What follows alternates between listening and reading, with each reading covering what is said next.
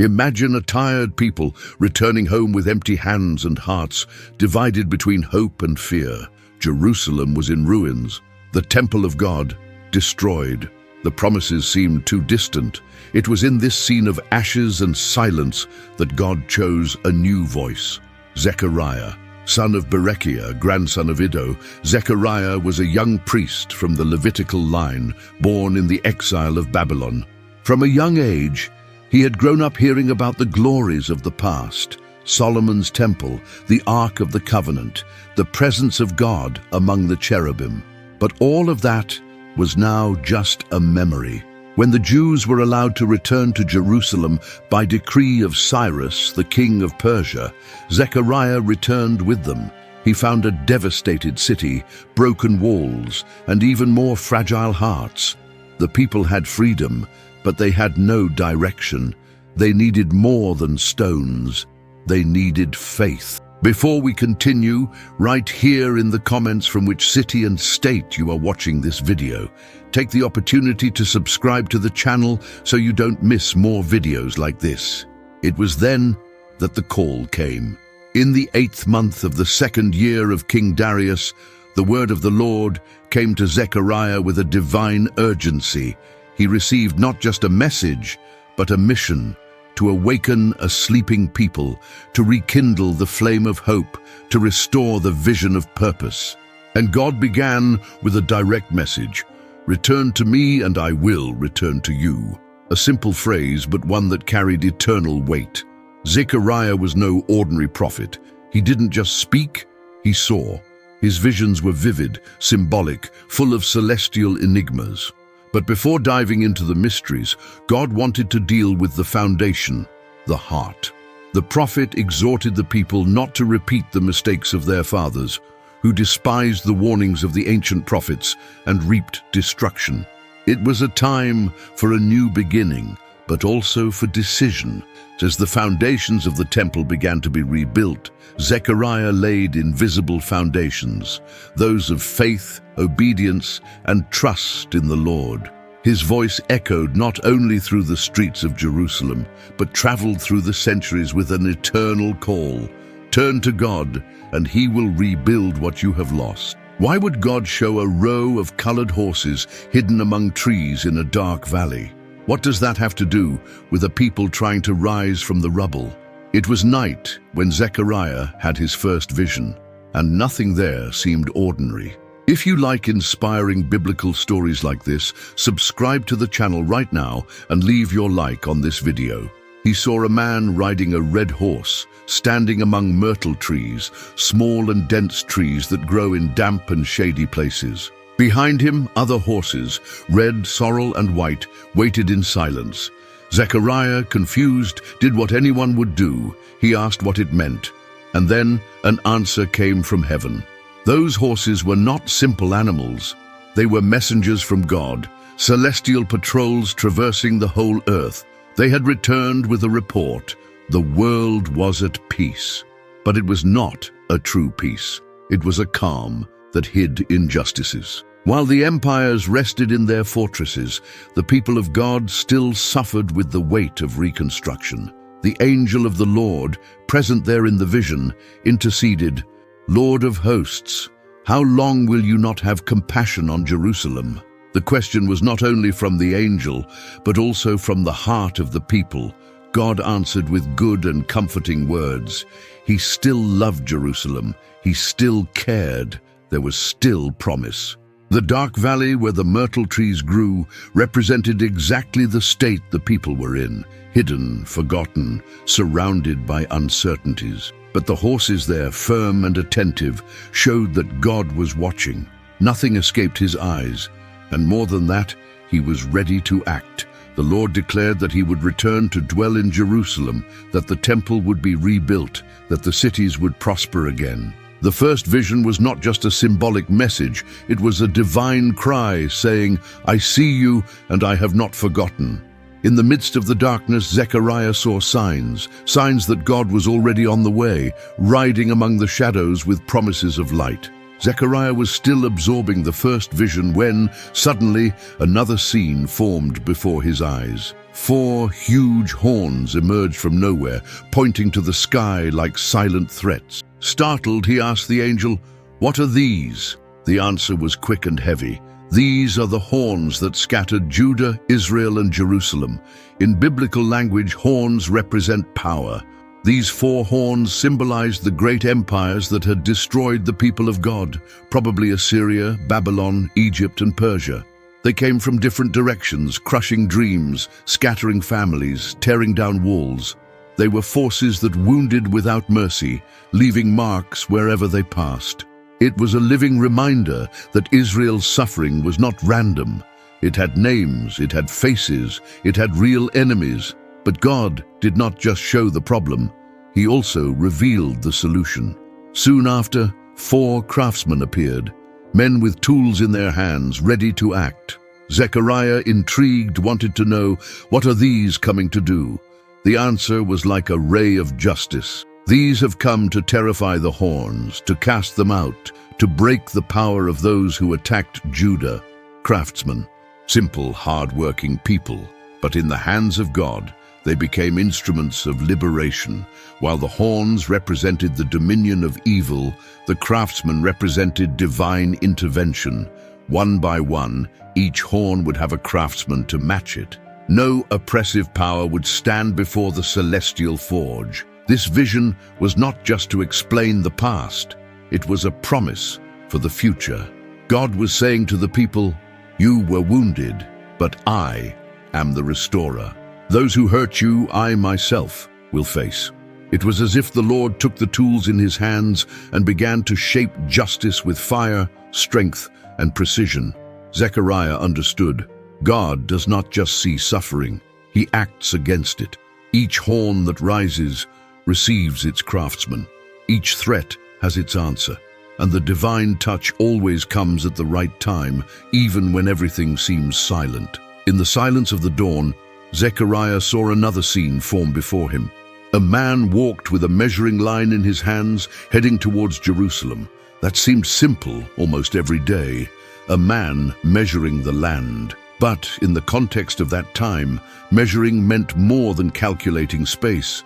It was a sign of reconstruction. Whoever measures is ready to start again. Zechariah, curious, asked, "Where are you going?" And the man answered, "To measure Jerusalem, to see what is its width and its length." It seemed like a common task, but soon something surprising happened. Another angel approached running, as if in a hurry, and said to the first, "Run, tell the young man, Jerusalem shall be inhabited as a town without walls because of the multitude of people and livestock in it." A city without walls. In ancient times, that sounded like madness. Without walls, the city was vulnerable, exposed to attacks and looting. But God was revealing something radical. He Himself would be the wall. A wall of fire around it, a glory in its midst. It was an explosive message. The people were trying to raise stones, restore walls, erect defenses. But God said, "You will grow so much that the walls will not contain you, and more. I will be your protection."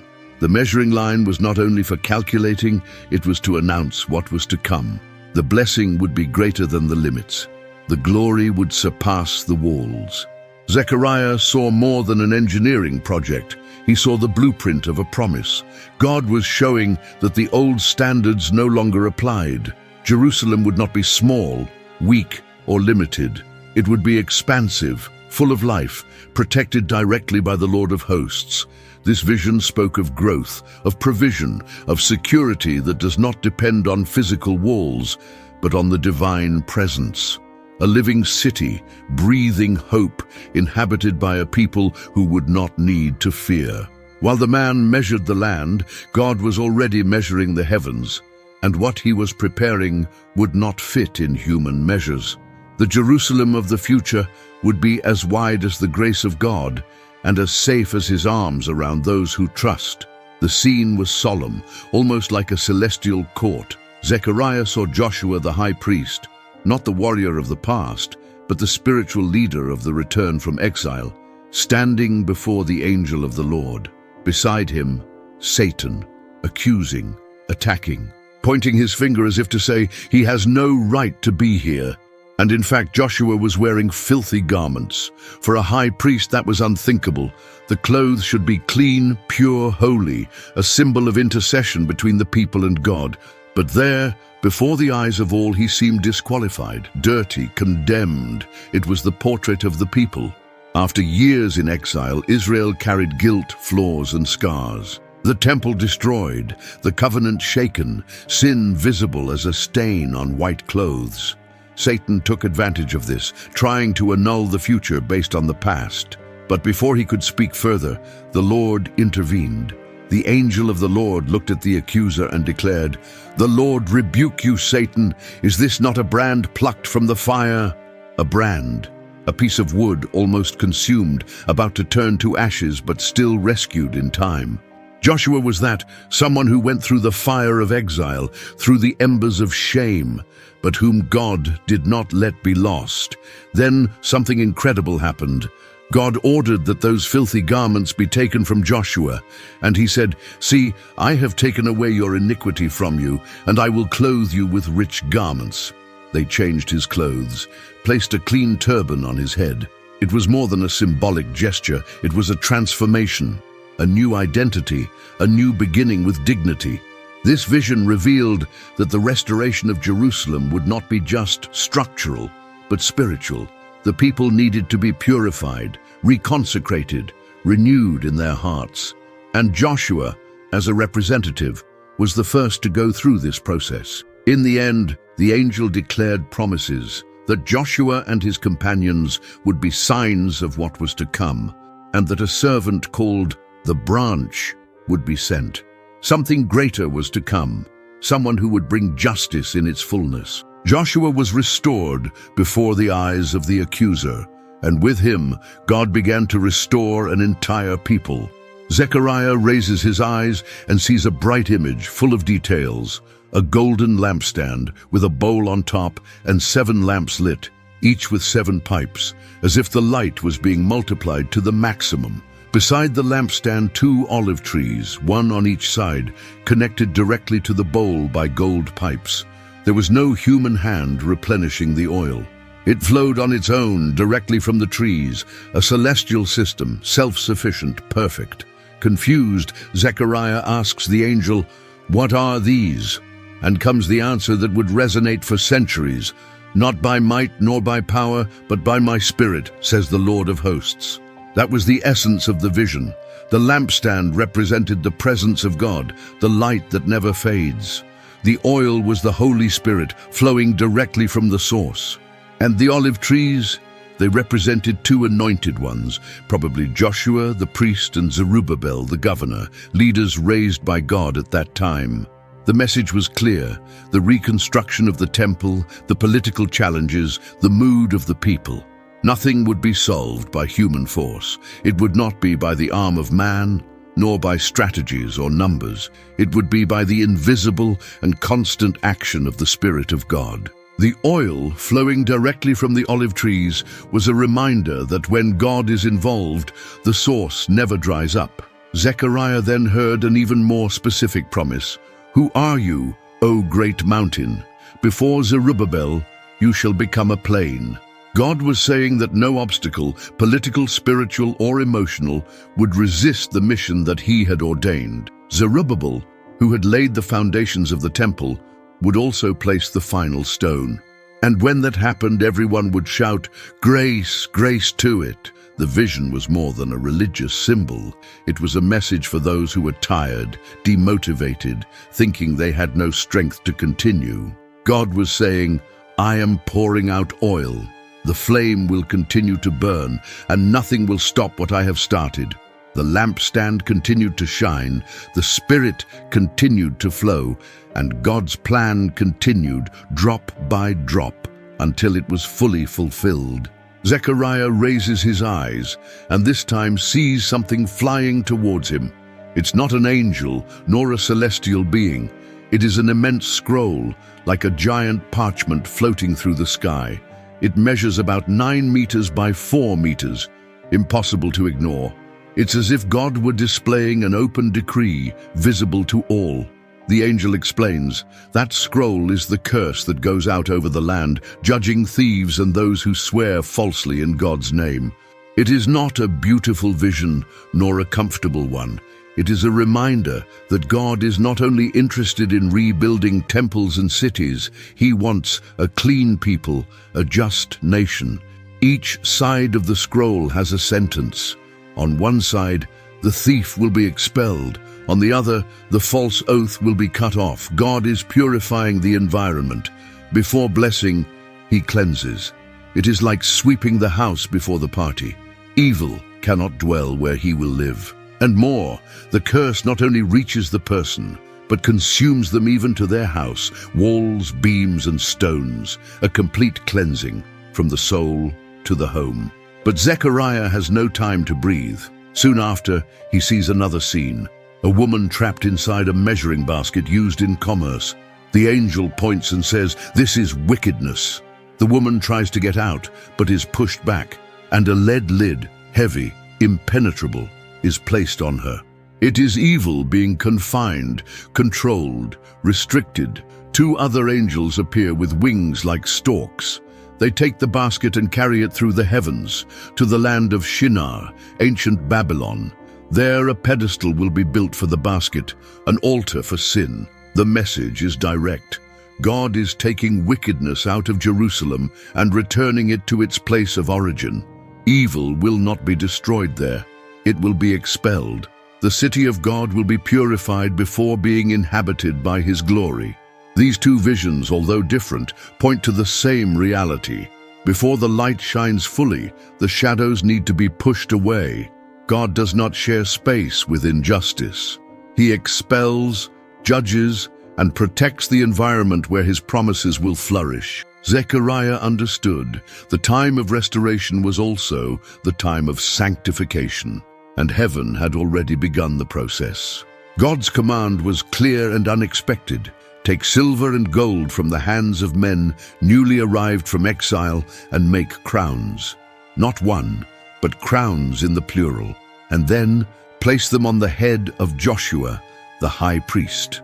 For a Jew of that time, it sounded strange.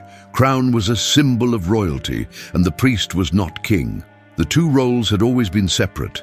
The throne with David, the altar with Aaron. But now, in a prophetic ceremony, God was announcing something new. Zechariah obeys. He molds the crowns and places them on the head of Joshua before everyone. And at that moment, a word from the Lord echoes, "Behold, the man whose name is the branch. From his place he shall branch out, and he shall build the temple of the Lord." The branch, a figure that had been announced by other prophets such as Isaiah and Jeremiah, was more than an earthly leader. He was the Messiah. The image is powerful. A sprout that is born from the dry ground, a branch that emerges where no one expected. This branch, says the Lord, will be both priest and king. He will sit on the throne and at the same time officiate before God. There will be no more separation between government and worship. Justice and holiness will walk together. Joshua, with the crown on his head, becomes a prophetic figure of what is to come. He is not the branch, but symbolizes the one who is to come. A future leader who will unite heaven and earth, throne and altar, sword and incense. A king who will rule with justice, and a priest who will offer himself for the people. God commands that the crowns be kept in the temple as a memorial. They would not be used in wars or human celebrations, but would be a visible testimony of the eternal promise. Every time someone looked at them, they would remember, the branch will come. This prophecy pointed to something much greater than the physical reconstruction of the temple. It pointed to a living, eternal temple where God himself would dwell among men. And when the branch came, he himself would build this new temple, not of stones, but of transformed hearts. Zechariah saw the future crowned before his eyes, and he understood. Hope was not only in the return from exile, but in the glorious arrival of the king-priest, who would change everything. As the visions ceased, the words of Zechariah gained even more weight. Now it was no longer just about the reconstruction of Jerusalem or the purification of the people. The prophet began to look ahead, far ahead, and announce events that would only make sense centuries later. God was revealing the glorious future of his people, centered on a figure that had already been foreshadowed, the branch, the Messiah. Zechariah describes this future with strong images. He speaks of a king who would come righteous and victorious, riding not on a war horse but on a donkey. Simple, meek, accessible, different from all previous kings. This detail, seemingly small, would become crucial in Jesus' triumphal entry into Jerusalem, fulfilling word for word what had been said. He also speaks of a covenant of peace that this king would bring. Bows of war would be broken, war horses removed. The dominion of the Messiah would extend from sea to sea and from the river to the ends of the earth, a peace that would not come through violent conquest but through redemption. And more, this king would free the prisoners, call the exiles back, and restore double what was lost. Zechariah not only describes the power of the Messiah, but also the pain that he would face. He speaks of 30 pieces of silver, the value paid for a servant, as the price that will be given for him. And he speaks of a shepherd who would be struck, and how the sheep would be scattered. All of this directly echoes the accounts of the Gospels when Judas betrays Jesus, the Good Shepherd, and the disciples flee after his arrest. But not even betrayal or pain would be the end of the story. Zechariah announces a day when a fountain shall be opened for sin and for uncleanness, a new time where God and his people will be fully reconciled. In the end, he describes a glorious scenario: Jerusalem inhabited in security, the Lord reigning over all the earth, and the words, "Holiness to the Lord," engraved even on the bells of the horses. Nothing would be common anymore. Everything would be consecrated. Zechariah ends as he began, with a call. But now, that call also carries the vision of the end. An end where everything will be holy, where every pot in the house will be consecrated, and there will be no more merchants in the temple, because God will dwell among his people, and everything will be his. If you like biblical stories like this one about the prophet Zechariah, I invite you to subscribe to our channel so you don't miss the next videos. Leave your like and share this video with a friend. May God bless you.